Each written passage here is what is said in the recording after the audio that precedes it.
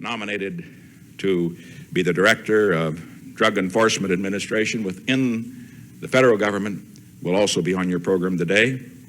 Ambassador Handley, I know, will also be addressing you, and a number of other experts. I could summarize it in terms that we're spending 10 times as much money. I could summarize it in terms of the fact that drug addiction is down. We've turned the corner on drug addiction in the United States. Haven't solved the problem because we have a long way to go. There's a long road after turning that corner before we get to our goal of getting it really under control. But we have turned the corner. The numbers, the statistics are beginning to be better. Take, for example, drug-related crime in New York City, Washington, D.C., two cities which we followed very, very closely. There has been a reduction. Because if we go into jail for life, we ain't got on the loose. He's going for life anyway. Let me get that whole thing again. If a guy has drugs on him and cops are after him, what do you think's going to happen? Well, if we got to... Sure. There'll be at least 50 cops shot. At least about half of the thing that a person do and he likes, he would continue to do, regardless of what it would be, what the price he'd have to pay, you know. So he would continue to do it, you know. They're afraid of getting caught? No, they're not afraid of the time. He feel that he want to just get over. Maybe if he can do it in 3 months' time and maybe if it's going to confine people's, and every time they confine one, there's another that is made. It is just like birth. Drugs are here to stay until it has been manifest by the nation itself. So that he can kill these people that he's so-called criminal-minded and no good people to shoot these drugs. You think there'll be more addicts in the jails? There will be more addicts. Here we go.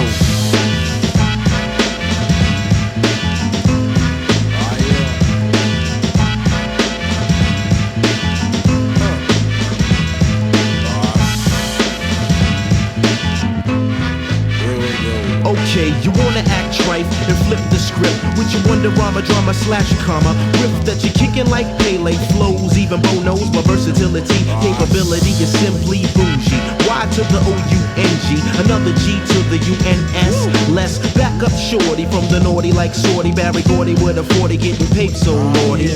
Claim you shoot more rounds than a Newzy. Stop the violence, cause it can't do me. New York to LA, say what I play, so catch a runaway smooth like a Billie Holiday. You couldn't bag me, boy, with a hefty. Train like Rocky, but still can't step to me. So take a hit, money, leave it alone, and play like Stephanie Mills and find a home. Plus I never boogaloo with Yaku and mix with the tricks in the alphabet stew. When I design the army, I can reign, but never have more beef than Saddam Hussein. The nightcap, so prepare for a cat scan when I turn your brain into Mugu Gapan. Finger licking the papes like there is no other. Mecca in the soul brother. Mecca in the soul brother. Mecca in the soul brother. Mecca in the soul brother.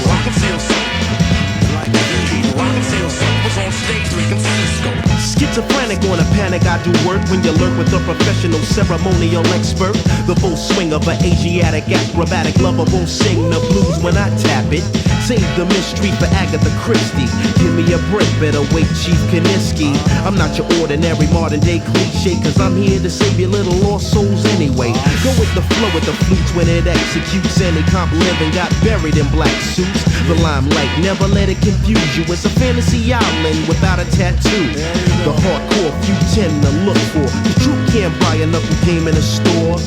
Making movies like your name is Fate Done, a way to hear the rumor echo in the project's hallway. You want a fast break, me no static, but Mr. Whipple can't dribble like magic. I yoke him up in domination, nerds got scrambled. The Tony Randall left in shambles. Finger licking the peaks like there is no other. Mecca in the soul brother. Mecca in the soul brother. Mecca in the soul brother. Mecca in the soul brother. Let me see, streetwalkers like salad dressing when I toss another lesson. Ready or not, prime time after 7. I pull women like a wisdom tooth without any conversation with Dr. Ruth. Making island girls whine with the calamity, with doves cry Apollonia and vanity. Picture the Mary Jane frame on the mantle. Consider me a vandal the virgin can't handle. And never clown downtown with Passe Jack. Popping that gang, ripping homie, don't play that. So don't gas the kid to make a movie while I'm smacking a booty who just love to rock a doobie. Even though I make petty cash like a beggar with no stash, I make an air betting it a sweater. So the nightcap, I'm rapping, no slacking back and hand clapping, feet tapping, chief and captain. Can figure lick the pace like there is no other. Mecca in the soul, brother. Mecca in the soul, brother. Mecca in the soul, brother. Mecca in the soul, brother. Mecca in the soul, brother.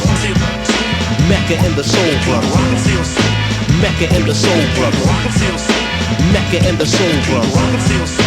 Mecca in the soul, brother. Mecca in the soul, brother. Mecca in the soul, brother. Mecca in the soul, brother. Mecca in the soul, brother. Mecca in the soul, brother. Mecca in the soul, brother. Mecca in the soul, brother. Ladies and gentlemen, I am very happy to welcome you all to the East Room of the White House and to welcome you to this conference. As you can imagine, the responsibilities of whoever is president of this country often include welcoming various groups, and each one, I'm sure, believes that it is the most important group ever to come to the White House. Yours very well might be. I say this to others too, though, I want you to know. But the point is that we consider that this trip that you have taken was necessary. We want you to return to your cities, to your counties, to your states, feeling that it was worthwhile, and that it was not just one of those junkets where people gather together in Washington, talk about a problem, and then go home and continue to do just what you've always been doing in dealing with that problem. And incidentally, what most of you have been doing in many areas has been the right thing. What we're trying to do here is to bring together the experts in the field, to get their ideas to you, and to get from you, from the grassroots, your ideas, so that throughout this country we can have a program in dealing with drug abuse which will be more effective than the one we presently have. Now, my views on this subject, I think, are pretty well known to most of you here in this group. Let me tell you how they developed. When I came into office in that first year, 1969, before the nation was the problem of drug abuse as a very, very serious problem. And in a press conference, I referred to drug addiction as public enemy number one in this nation, and that therefore it should have the very highest priority within the federal government as well as in state and local governments in dealing with that problem. And then various people came to see me to talk about the problem and to tell me how to attack it. And it was interesting to find the different approaches. There were some who said, the real problem is the source or the supply. If we can just cut off the supply, particularly of hard drugs, heroin, then that means that we will lick the problem, because if we don't have the supply rolling into this country, they will not be able to get it, and that means that you will not have the drug addiction. And so we've been working on the supply side and working very, very effectively. You know the success of our program with regard to Turkey. Ambassador Handley, incidentally, is here today, who is now working on this problem. But not only in Turkey, but in our relations with France and a number of other countries, we have dramatically cut the source of supply of hard drugs flowing into the United States. We still have a lot to do, and this will still have a very high priority within the administration. A second group who discussed this problem came in to see me back in the year 1969 and said, now the supply problem is, of course, very, very important, and we're glad you're working on it. But the real way to get at this is through law. And I've met with many of them in New York, in Texas, in California, here in the District of Columbia, very, very often. Those in law enforcement, many of them feel that theirs is the most important aspect of this problem. And then a third area was brought to my attention very, very effectively when Dr. Jaffe came aboard. And that was, it isn't the source, that's important, yes, or law enforcement. But the real way to get a handle on this problem is through treatment of those who become addicted. And so we went into a treatment program, one that is not as spectacular as law enforcement, and one that is not as spectacular as picking up a big supply of heroin when it comes into the United States. And there have been some very spectacular achievements in that respect. But one which is enormously important. And it's interesting to note, and I'm glad that we have the opportunity to notice this conference begins, that 2/3 of the $750 million that we are spending at the federal level in the treatment of the drug problem goes to the treatment problem rather than the others that I've mentioned. That indicates our sense of priorities and also indicates the needs. It doesn't mean that we are not spending as much as we think we need to cut off the source of supplies. That's well funded. It doesn't mean that we are not spending as much as we think we should in the field of law enforcement. But it does mean that on the treatment side, there needed to be an enormous push given. And that is why at the present time, as we look at the amount that is being spent by the federal government, it is 10 times as much as it was 4.5 years ago when we began these programs. And then finally, there are others who call on the president and his associates and say, now all these things you're doing are very, very important. But in the final analysis, you've got to stop the demand. And the way to stop the demand is to educate people. And so you've noted the educational program, the programs that you have in your cities and in your counties, also the programs in which the National Advertising Council, the Football Association, and the others run their various advertisements to try to educate particularly young people with regard to the dangers in the whole field of hard drugs. So let me summarize briefly what our program is that like any problem as serious as this, it is not enough to attack it just on one front, your front, the one that you think is important. It must be attacked on all fronts.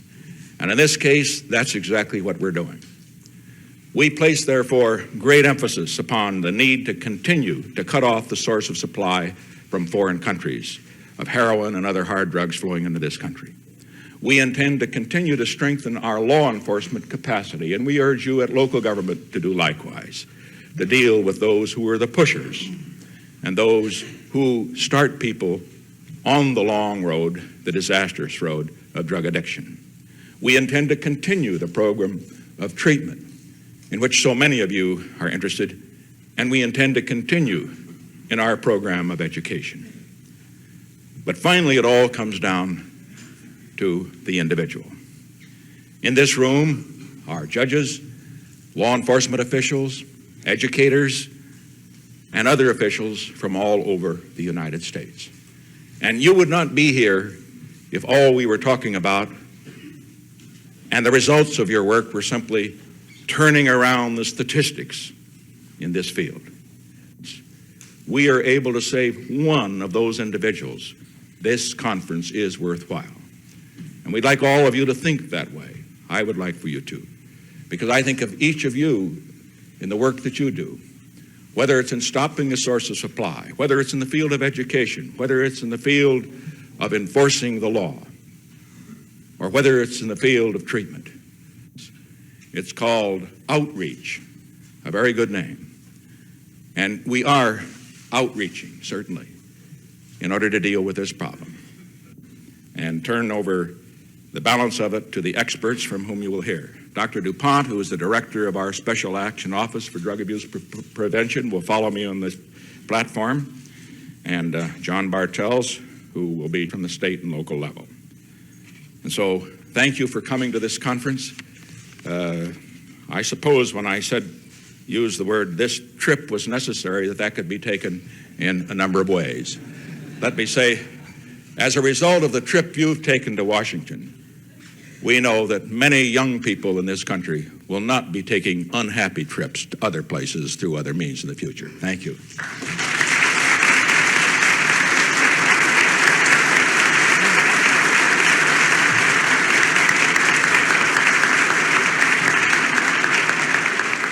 When we arrived on the scene, the occupant of the apartment wouldn't let us come in to investigate the shots fired, at which time we heard a hustling and commotion going on in the apartment, which led us to believe that there was quite a few people present in the apartment. I then ran to the roof and to the rear fire escape to secure the back entrance. At this time, I saw a red-haired female placing a quantity of narcotics on the fire escape. As I approached, she went back into the apartment and locked the burglar gate. I then had a sergeant with me who safeguarded the property as I ran around the front, at which time a second female was allowing my partners to come into the apartment.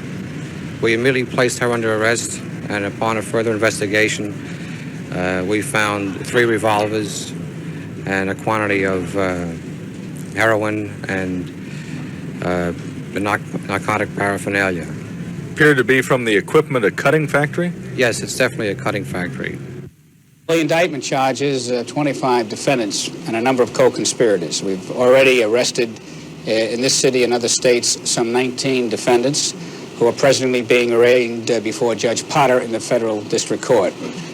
According to statements made before Judge Potter by the prosecutor, the leader of this operation, Earl Fredrell, was profiteering himself individually $50,000 a week on 5 kilos a week of heroin for the Central Harlem area. And it was estimated that he himself was profiting in total amount of approximately $2 million a year. What areas did you hit? Principally the Central Harlem area, but we've made arrests in this case in New Jersey, Michigan, Ohio, and Pennsylvania. Are any of these people, especially the 2 principals, involved with the so-called underworld clans? Well, I'm afraid I couldn't comment at this time about that. But to me personally, it's going to make me stop, messing around with drugs. And I'm going to get into a program, which I've already gotten into one, sign up for one. And, I've already thought about it, but the drug law. I think this law is going to affect the mood of the correction system in the city. Well, it's got to make us more apprehensive. It's got to make us feel that we're dealing with an inmate facing a much more difficult situation, a much more desperate situation, an overcrowded situation, a strain on all parts of the criminal justice system, and particularly the jail and prison system. You think the prisoners will be... But it had a lot of political value to it, and so it was pushed through. I think the same thing is true now. I think that we're approaching it because the same thing has been tried many times before. But he also knows that by the time the election rolls around, everyone will have forgotten, and the only thing they'll remember is how tough he sounded. I think the thing is a political fraud and a political hoax on everybody. I don't think it'll do anything to reduce crime. I don't think it'll do anything to make the streets safer, and I don't think it'll do anything to reduce the addict population. What it will do is it may increase Rockefeller's chances of getting elected, and I believe that that was probably the purpose of it. They don't even know I'm out there caught, They may feel that at the time they were caught, yeah, now that I'm caught, man, I shouldn't have did it. But all the time, when people was telling them you was gonna get caught, no, I can't get caught, man. I'm dealing on the righteous side, Jack. They don't even know I'm out. Thank you. Okay, you're welcome. When they just sold their last bag, he's gonna take a lot of weight, so he's gonna have to either shoot the cop or find a way to get out. And I figured, to my opinion, cops better use some... There would be more addicts in the jail, but then there would also be more addicts creating in the street. When one gets...